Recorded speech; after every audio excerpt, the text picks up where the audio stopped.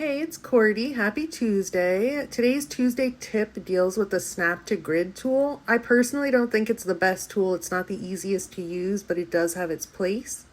So I wanted to do a quick video to highlight it. So let's get right to it. The Snap to Grid tool is part of our basic kit for housing. What that means is if you're using the Snap to Grid tool, you can't also use the advanced tools at the same time. So you can't scale, rotate, or place an item in a very specific way. You wouldn't be able to sink an item down into another object. Given this, I do think that the tool is limited. However, it does have its purposes, which we'll see in the video. Some important things to note: you can toggle the snap tool on and off by using the letter C. If you're going to scale or rotate an item, you have to do it before you attempt to snap it to an object. Once it's snapped, if you try to scale or rotate, or if you even click on the advanced tool button while you have it highlighted or active, it's going to immediately ungroup it and it will no longer be snapped. Once you do have all of the items you want together and they're snapped together, you can rotate them as an entire group. You can move them as an entire group. If you have multiple snapped groups, you can put all of those groups together to make one large group. If you're having trouble getting things to snap to a specific spot, sometimes if you move it up or down, you'll see and feel it kind of snap, and then you're able to bring it up or down on an axis or left or right, and it should stay snapped. The first thing that I wanted to give a try was making a shelf and placing some items on the shelf. As you can see here, we've placed 2 lanterns and a set of books. Once placed, those items can move about together. If you try to scale the item now, because you want the books bigger, say, when you try to now move the item as a group, it's ungrouped. So it stays where you left it, and the other items move without it being grouped to them anymore. You can replace the item and it'll be grouped again. So you have to remember to always scale or rotate items before you group them. And it is nice that once you have a bunch of items on a surface, you can move them about all together instead of having to change one at a time. What I wanted to do was see if this would be useful for making things like stairs.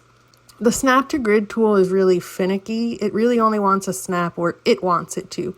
So you wouldn't be able to move those beams out. However, once you have them all grouped together, you could always fine tune them and take them away from the Snap to Grid once you've got it laid out. If you remove an item from a snapped grid like these stairs, because it was in the middle, it's going to unsnap everything.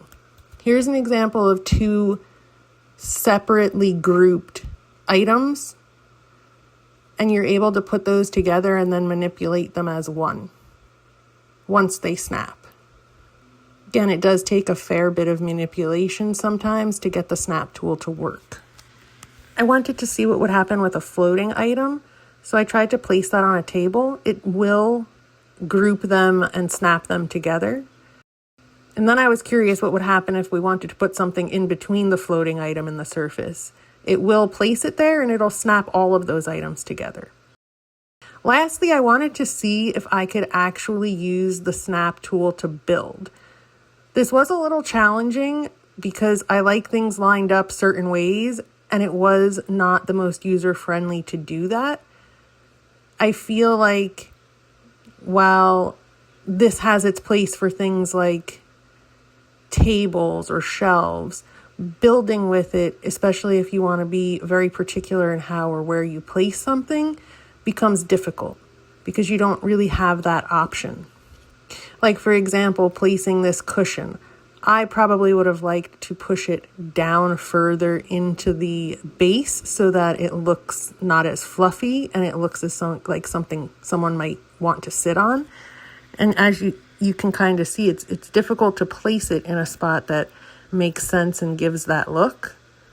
Things that don't take as much fine manipulation go together really easily, like adding the shelf or here adding a bag.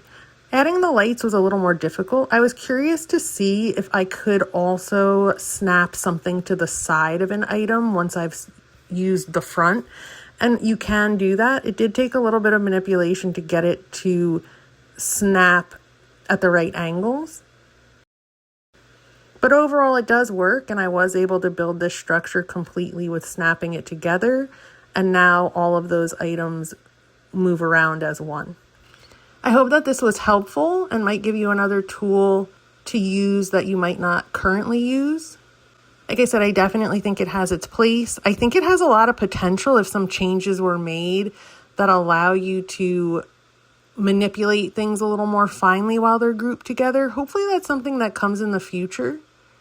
As always, for all things housing, follow Cordy's World of Warcraft Housing on Facebook, Instagram, YouTube, TikTok, Twitter, Discord, or on the World of Warcraft Housing Hub. Happy Vault Day. May the odds be ever in your favor for getting something really epic. Have a great week.